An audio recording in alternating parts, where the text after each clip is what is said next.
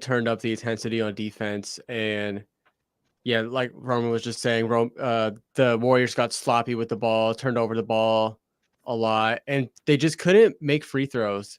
First half, the Rockets were fouling a ton. Yeah. And like just the Warriors were just living at the free throw line, which as Warrior fans, like this never happens. The Warriors never really get that kind of whistle. But well, I mean, that typically happens with jump shooting teams. I feel like if you're a jump shooting team, you're not getting to the line more than like 10, 12 times per game. You're not getting that contact. Yeah. But yeah, the Rockets were letting the Warriors live rent free at the free throw line. Warriors couldn't capitalize off of it. And yeah, slowly but surely the Rockets just crept into the game, and they had a great game from Tari Eason. It seemed like he was on a mission. He does not like the Warriors. He does not. And I believe after the game, or I don't know if this was before or after, but direct quote was, "I don't like the Warriors."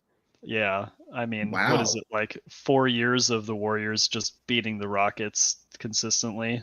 Just absolutely brutalizing them, knocking them out of playoffs. Like it's been hard for a Rockets fan to see the Warriors in the match. Can't blame them. And Oakland's own Amen Thompson had a great game. Fourth quarter, I thought he was going to win them the game, honestly. Like he just couldn't be stopped. Quiet game from Jalen Green. But on the Warriors end of things, I thought Brandon Podziemski had a really good game. I thought that with I don't know if there's probably 20 seconds left on the clock or 19 seconds, that they'd won the game because they'd gone up 119 to 115. They just had to hold on to the ball, and then they turned over the ball, led to easy Rockets basket, and then we had overtime. Don't you guys hate the nail biters, especially when it's like that? Like it never feels like a great win. It's like you're up 30-something points, second quarter, it starts to chip away, but you expect the slippage. And then the fourth hits, and it's like, are you kidding me? And it's like you get the dub, but you never feel great about it. You're like, are we really that good of a team? And people try to say that, like there's no such thing as an ugly win because a win is a win. But I don't know if I fully believe that, because I walk away from a lot. I mean, and we as fans, people do this just because we love the game of basketball so much. We live and die by every freaking game.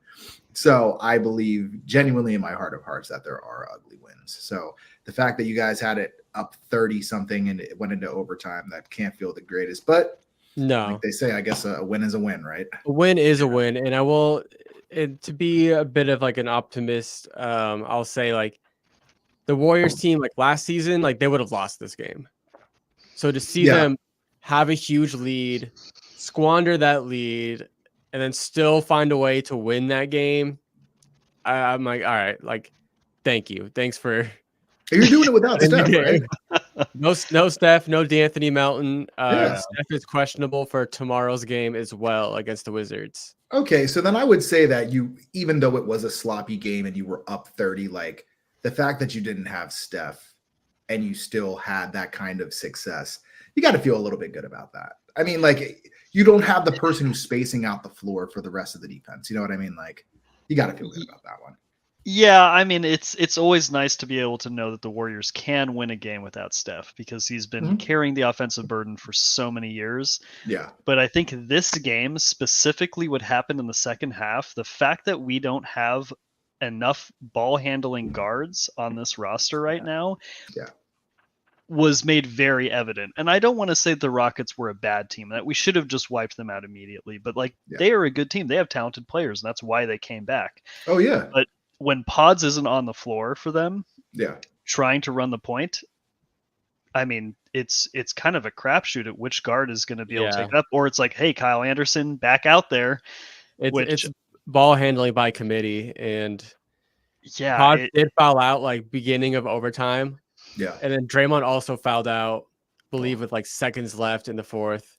Yeah, and I mean, they threw Wiggins out there on a bum ankle that he hurt in the game, and I mean, that was frustrating to watch. I kind of wish that they put Moody out there with Kyle Anderson and have Kyle run with the ball, but yeah, they had Wiggins out there.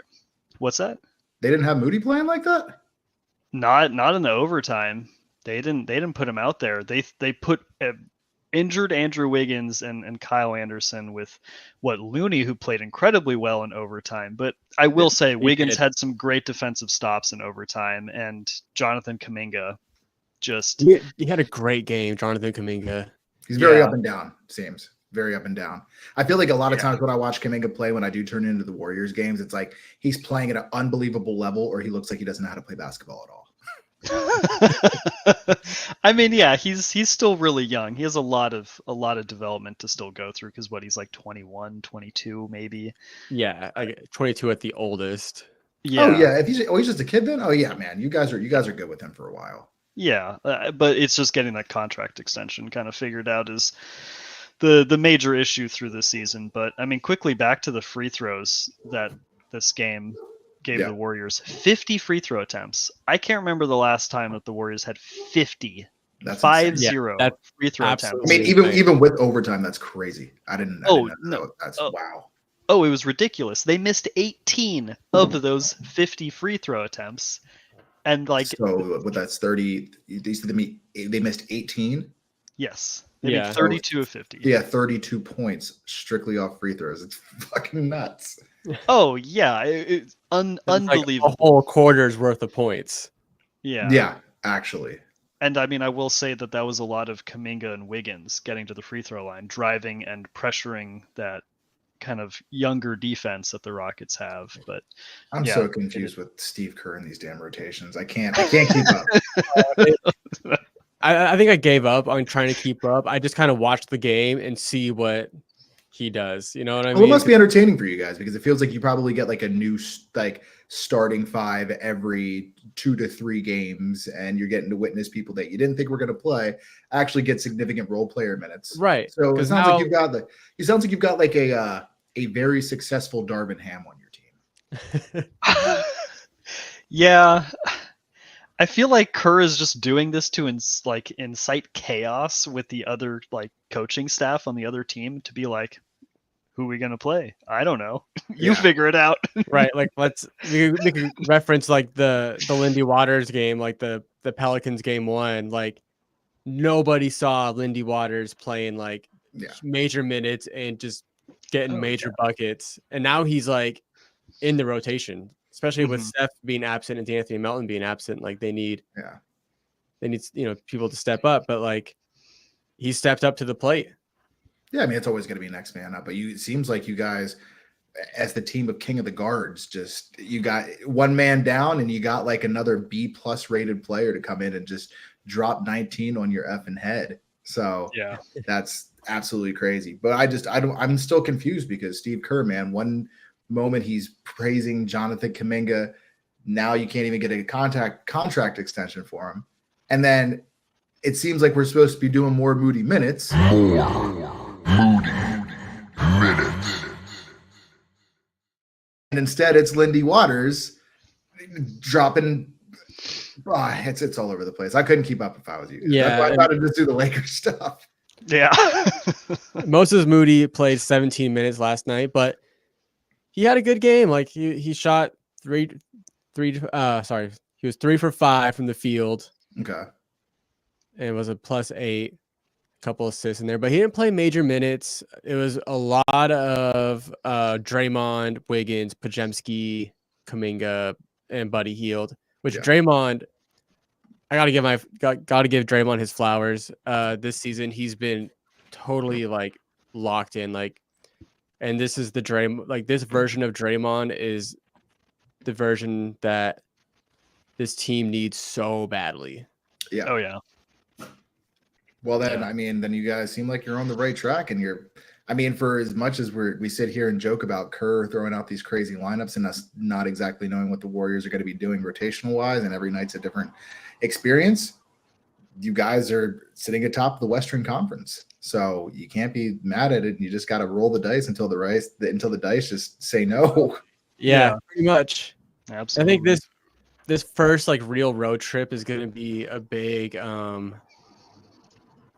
measuring stick for them to see where they kind of stack up. Because like they're going to play some tough teams. They're going to play the Cavaliers. They're going to play the Celtics, and they come home. Are good, man. Cavs are good. Yep. And the Celtics are the defending champs, and they play a brand of basketball that is hard to stop. Yeah. And they got the roster to do it. And then I think they come home and they have another couple hard games. I know they play the Mavericks. Klay Thompson's coming back for the first time. Yeah. That ticket price is probably going to be crazy. Oh, I've already looked. Yeah, it's already. I'm out. Yeah. Yeah. There's also a matchup against the Thunder that I'm really interested to see. Because last year, man, all those matchups against the Thunder were incredible games. Frustrating, but yeah, that's going to be a really good matchup. So Sunday, November 10th. Do you guys know if you have the Thunder 3 times this year or 4 by any chance? I'm assuming 4. I feel like it'd probably be like 2 here, 2 there.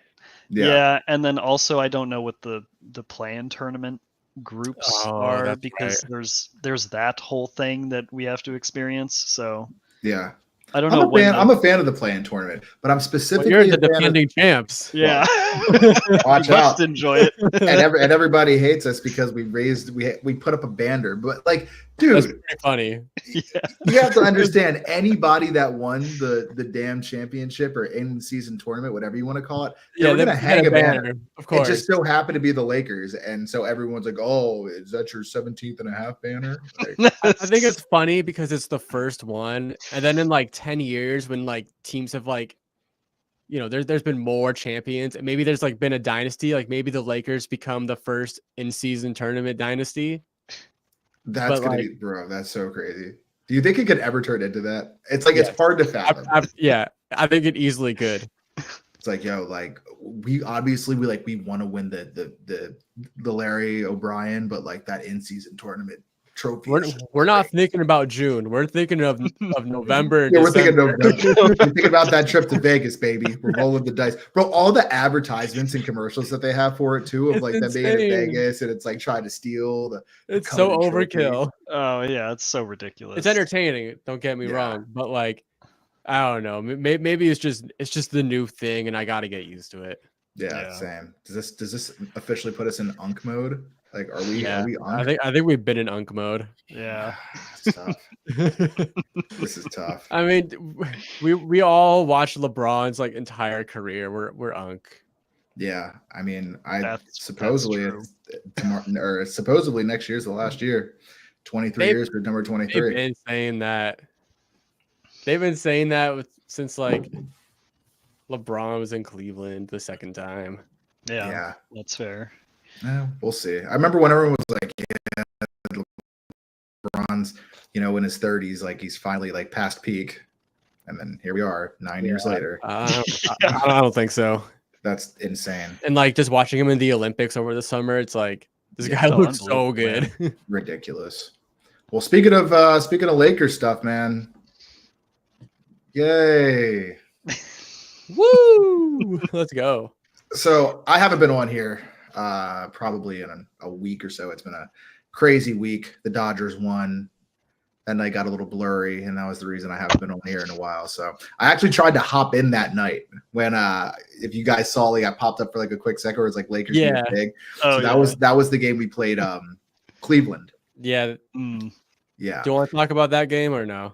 I think we could just talk about all of it, to be honest, because I haven't had a chance to kind of wrap up any of the Lakers stuff. So first thing I guess we talk about would be the Phoenix game about a week ago. First game of the road trip at Phoenix. That was the first time in a long time that I walked away from a Lakers game feeling not bad about a loss, because we lost by, I believe it was 4 points, and it was LeBron's worst outing as a Laker in his 6-year stint. I think he only had 11 points, if I remember correctly. Yeah. You have an average LeBron game. You have an average. I mean, Anthony Davis played out of his mind. I think Austin Reeves didn't play too hot that game either. You have average games from those guys. We probably win by 10 points, 8 to 10 points. And I feel confident about that. But then going to play Cleveland, that was kind of an eye-opener for me, man, because I'm sitting there about 4:30. I think I'm like 2 beers deep. Lakers down 20.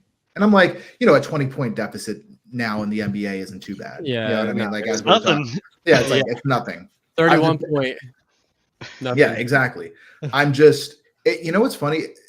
Coming back to just the thought of that, I feel like that started with like the Clippers in like 2019. I'm trying to remember, there was a game where the Clippers came back from like a 26-point deficit and was like the craziest thing. I remember ESPN was just pushing it and pushing it and pushing it. And ever since then, I feel like I've always thought that like 25 wasn't that bad to come back from. I don't know. Sidebar. Yeah, anyway. I mean, today's NBA, it's like the offense is just so fast. Yeah, exactly.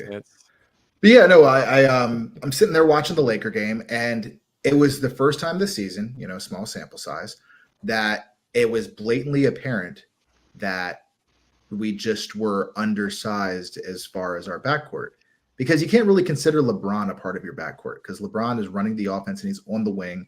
The only time he's really going to go downhill is when he starts at the top of the key and he gets his head of steam, or he's in the dunker spot, and he's just sitting there backing somebody down, turn around jumper or right to the hoop, right?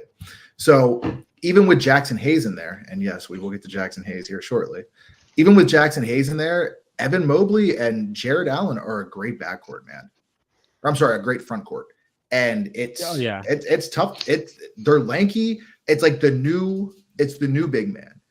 Obviously you've got your Jokic's, but it's like I feel like now you have to pick your poison. You're either going with the Wemby type or you want the bruiser. Right. It's either or. And it's like Anthony Davis is in this. I still think he's playing at an MVP level, but he's in this mid-tier right now where he's not the heaviest dude, but he also has a lot of finesse. So he works in both worlds. But when you have to have a second guy like that, that's when you realize that Anthony Davis really is a unicorn, because there's nobody else that's doing it.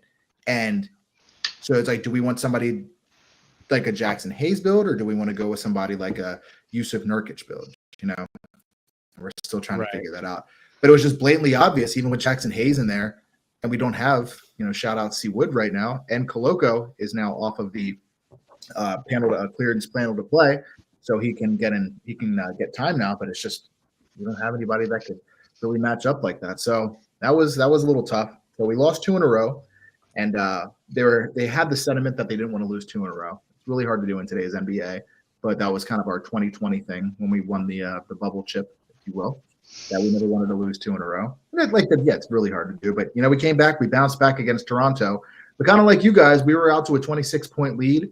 We went into the half up 25, and we finished the game up by 6, and they cut it to 4.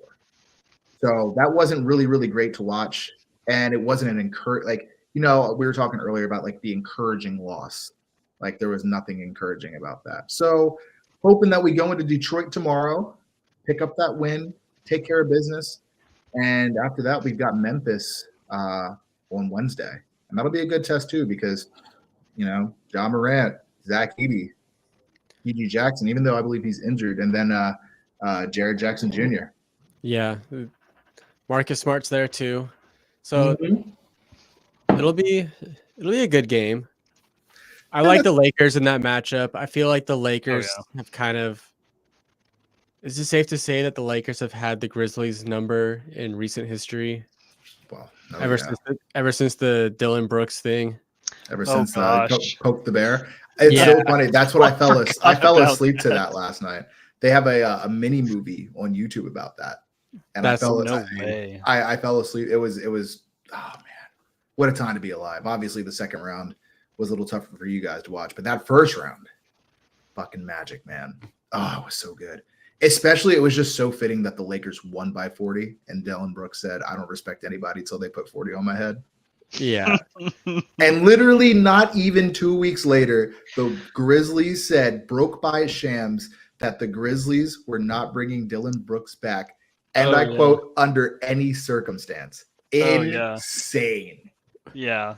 The any circumstance part is insane. Yeah. Like what happened? That's a cherry on top, man. I'm trying to think of like on the topic of Dylan Brooks, like my favorite Dylan Brooks moment. And I want to say it was when I think they were playing like the Nuggets, and the Nuggets were warming up, and Dylan Brooks was just standing on their side of the court. Oh yeah. Just looking at him dead. Oh, yes. Yeah. I don't know what happened in the game. I don't know who won, who lost, but I just remember that happening. I'm like, that is pretty crazy. Yeah. I also feel like Dylan Brooks, he is one of those players that when he's on your team, you probably love him. But when you watch him, like, you know, your team's playing against him, you're just like, who is this guy? Bro's a psycho. Oh, by the way, for anybody that is catching the podcast version of this, if you're not watching this live or you're not watching on the YouTube channel as we're currently doing this, we've had a couple people pop in. Shout out Mike Moe and shout out Ani Angeli. Appreciate you coming in and checking us out. Slowly but surely, we're trying to build this thing up, and this is our second time going live and first time actually going live on YouTube. So next time you're in here, we've got a comment section. Just if you ever want to ask anything or you want to chop into the conversation, just shoot us a little comment and we'll get right back to you, because this is cool. So I just wanted to say thank you to you guys for checking us out real quick. But yeah, so kind of going down the Lakers rabbit hole, we got to talk about it. We got to talk about it because it's happening. It's news, and that's what we do as members of the media now, guys. We discuss current events. Speaking of which, I never got any confirmation back from the NBA.com of whether or not we could be media. But NBA, if you're checking us out, we're doing this consistently, so you can't say we're not media. They haven't said no. Yes, they haven't said no. I love that. They have not said no. But Jackson Hayes and the off-court issues. So back when Jackson Hayes was a Pelican, I believe this is 2021, TMZ put out a report about Jackson Hayes and his girlfriend, a bit of spousal abuse, Jack's being argumentative. And then it broke that the police showed up and he was actually tased to be kept in line. And kind of that was that. The NBA looked into it. Jackson served his time. I believe he had 480 hours of community service. He had to do spousal abuse weekly classes. There was a lot that he had to do. I think he had a large fine to pay. Long story short, everything was handled. It was cleared by the Pelicans. It was cleared by the NBA. And TMZ, about 24 to 48 hours ago, released the actual footage from this. I have no idea how they got it, but it's tough to watch, man. Roman, I know that you haven't. I know you haven't seen it. Casey, I know that you have seen it. But as a Lakers fan, I know we joke around a lot on this show, but any sort of spousal abuse, anything of that nature, I'm not okay with. I'm not good with any of that stuff. And it's tough because I really like what Jackson Hayes is bringing to our team. I like the energy. I love everything that he's trying to do as we wait for our other players to get back. Not saying he's not going to be a part of the rotation. When you see that kind of stuff, it really makes you think twice about a guy that you're trying to support and you're trying to root for. And I just don't know how the Lakers are going to handle it. I know that they said that they're looking into it, and I know that the NBA is having another investigation into the matter. But I'm interested in your guys' thoughts. I don't know if this has ever happened on the Warriors. I mean, I know you've had issues as far as, Draymond being crazy and hitting other guys, but like when it comes to actually laying hands on a woman, right? Like domestic violence. Yeah, domestic violence. So yeah, I'm just interested in your guys' takes from guys on the other side. Yeah, I'm not cool with it at all. Like, I would not be able to support if anyone on my team did something like that. Like, I would not be able to support them or look at them the same way, especially like after seeing the video. Of course, the NBA, they're gonna do their investigation again. It's all reopened, but yeah, it's just really, really disheartening and upsetting to see. Yeah, I mean it's always a bad look, right? And like the NBA has had players kind of go through similar things, and yeah, I mean it's awful when this stuff gets found out about, and it's something that just shouldn't be tolerated. I don't think these players should really be given an opportunity again. But I mean he's already gone through a legal procession. He's already gone through that process. I'm honestly curious what this new video footage really means for any investigation from the NBA. Because if they've already known about it in the past, then what would this release of the video footage of the same incident, what would it gonna do? What would that change, and why would they change their tune about it now? I think it's because I think there's a lawsuit that's happening now, even though it's like 3 years after the fact. I don't know why it would be going on. I haven't looked into the matter that much, but at this point, if the matter's been resolved and the video footage does come out, it's either somebody's trying to like re-stir the pot. Maybe, that coincides with the lawsuit coming out now, and it's just trying to, put things back into the spotlight. But, I didn't know about it, to be honest with you, until this resurfaced and I read that it was a 2021 issue. I remember that in the group chat, Brock was talking about it. And because, he knows all the most random facts about NBA anything. So, yeah, when we were talking about Jackson Hayes, he brought that up. I was like, wait, what? And then, here we are. So, yeah, it's going to be tough, and it makes me think about Miles Bridges. And he took time away from Charlotte, and when he became a free agent, a lot of teams were looking at signing him, but a lot of people had their reservations based off of his history.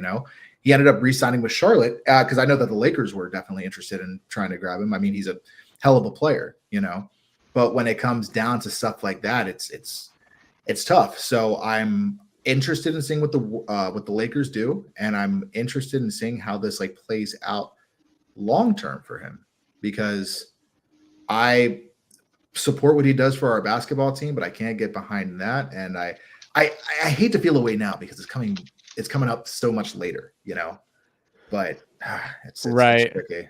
It's tricky. Would you guys it makes me think, if you were a NBA GM, knowing what you know about Miles Bridges, would you sign Miles Bridges? Nope. Just because, I don't agree with what he did, but also you don't want to bring that energy or that cloud around your organization. Like it follows you. Yeah. And it's just going to be a distraction. It's bad. It's just all bad. Yeah, it's not a good look, and I wouldn't assume teams go out of their way to try to sign him immediately. He might linger on in free agency for a little bit after the season, because this is the last year of his. Yeah, so he had a player option contract this year. Yeah, this is his player option pickup. Yeah, so I'd assume that he remains a free agent going into this next offseason, and maybe over time when teams might assume that things have kind of cleared out with that, and there might not be any other like legal ramifications, and they might go out of their way to sign him. But it'll probably be a process of waiting it out, kind of like what you guys were saying with Bridges. Yeah, it makes me think of I don't know if you guys have been watching the American Sports Story, Aaron Hernandez, but no, I've seen the clips, but I haven't watched the show. Yeah, there's a part in the show when they're going into when he was being looked at by the Patriots and his draft order and where they thought he was going to be, and everyone thought he was going to be a top, he was going to be a first round pick, and he ended up slipping so far. And it was strictly based off of everything that has happened in his past, drug abuse and, being argumentative, mental state and all of that stuff. So it's crazy. Like when you think about Jackson Hayes, you think about Miles Bridges. I mean, obviously we're talking about different facets of people's lives, but it doesn't matter how amazing of a talent you are. At the end of the day, teams are still like, if you're not going to adhere to the culture that we try to develop within our organization, it's just not going to work out. So I guess what the long-winded thing I'm trying to say is it's good that whether you're the NBA, the NFL, the NHL, whatever, organization you are, that you have morals. And it's good that they have those processes. So it's the first time it's kind of hit close to home. So figured we'd touch on it. Yeah. Yeah. But this week in Warriors basketball, you said you've got a couple tough ones. So how do you see this week playing out for you? What do you think the record is? We got 3 games this week? I think so. So tomorrow it's the Wizards, Wednesday Celtics, and then Friday the Cavs. And then anything Sunday, or you're off to travel on Thunder Sunday? Yeah, Thunder. Okay, so 4 games. So what are your realistic expectations? What's your realistic thoughts on what your record's going to be? Honestly, Yes. I think like Wizards, I'm gonna say that should be a win. Yeah, you But got to win the games in front of you. if Yep. they lose the next 3 against Celtics, Cavs, and Thunder, I'm not gonna panic. Okay. I'd like to see them beat one of those teams. And of course, I want to see them beat all of those teams, but these are 3 really good teams. I'd like to see at least one win between those 3. Yeah, I'm quite optimistic about this road trip. I think these are all good teams, but I think the Warriors just getting Steph back after maybe this Wizards game, just getting him back by the Celtics game, and for the stretch against the Cavs and then the Thunder, I think that they could win 3 out of these 4, and I think the Celtics are a winnable game. I think so too. I think I like their odds against the Celtics more than I like them against the Cavaliers. That was exactly the game I was thinking of that they would lose. Yeah. Yeah, I mean, Cavs super tough right now. They beat down the Lakers. I was devastated by that. So we're going 2-2. You're 3-1. Let's call it 3-1. Yeah, I'm optimistic. I think it's a 3-1 stretch for this road trip. Would you be willing to say optimistic 3-1, realistic 2-2, pessimistic 1-3? My optimism is based in reality. So okay. I like that. Stamp it. Yeah. 3-1. Okay. 3-1. I'm gonna say that you guys go 2-2. But I think that you guys have a really good team, and I think that your best basketball is yet to come. So I'm going to say that you go 2-2.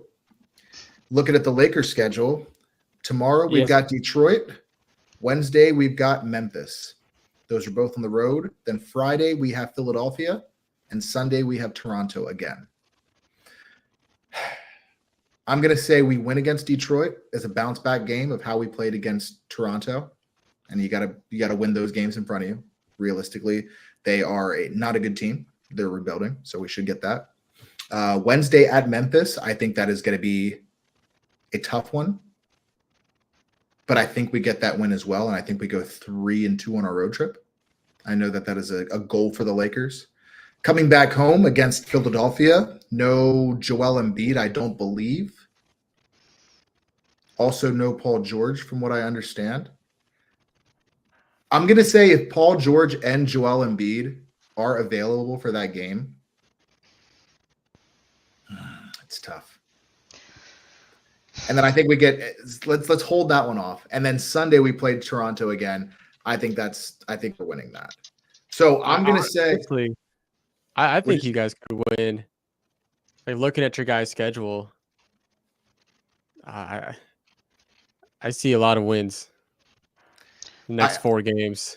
I think we can go. I'm gonna go with Roman here, where my optimism is based in reality. I think we go 3-1 over our next 4. Oh yeah. And I think the game we lose is probably Philadelphia. Okay. But I think that we have the potential to go 4-0. I think so too. Yeah. I feel like if the Lakers are to lose in this upcoming stretch of games, it would kind of be like they beat themselves kind of loss. Like that's how I feel about it too. Yeah, I honestly don't feel like the Sixers are too much of a threat, even with Paul George and Embiid healthy. I agree. I just don't like their roster against yours. I don't think they match up super well. Just across the board. I don't think they're as deep. But yeah, Pistons easy win. Grizzlies, I think I don't think they match up. I don't think they match up well against Lakers at all. I think it's the Raptors. I think you think they're coming for revenge in LA? Yeah. Sneaky game. A Grady Dick masterpiece. It just might be. Circle the calendar. He's a good player, man. He's a good player. Him, they're actually, if they could get a center other than Jakob Poeltl, Toronto doesn't have a bad roster. I mean, RJ Barrett, Emmanuel Quickley, Grady Dick, I like Emmanuel Quickly. I do too. Oh yeah, he's Quickly, cool. RJ Barrett, Grady Dick, Scotty Barnes. Yep, Scotty Barnes, Jakob Pertl, and just a couple like scrappy dudes off the bench. But they've got talent. Chris Boucher. Yeah. Warriors legend. Legend. And Kings legend Davion Mitchell. Oh, they also have Kelly Olynyk on. Yeah, Kenny, like, solid guy, solid Canadian. Yeah, solid Canadian. Solid Canadian, that Kelly Olynyk. I just think about Kelly Olynyk and I think about Kevin Love. Yeah, him tearing Love's arm off. Yeah, it's so fucking crazy that we still remember that. That's what yeah. Kelly Olynyk will always be remembered for breaking Kevin Love's arm. It's a shame because he was a good player before that happened. Yeah, 100%. And now all I think about is like this guy tore Kevin Love's arm. Out. Yeah, it's crazy. That was brutal. Literally just ruined the season for the Cavs that year. Oh yeah, insane. Yeah. Bron still took him to the finals though. Of course. All right, boys. I think that's a good place to leave it. So yeah, we're gonna say 3-1 for both of our teams over the next 4.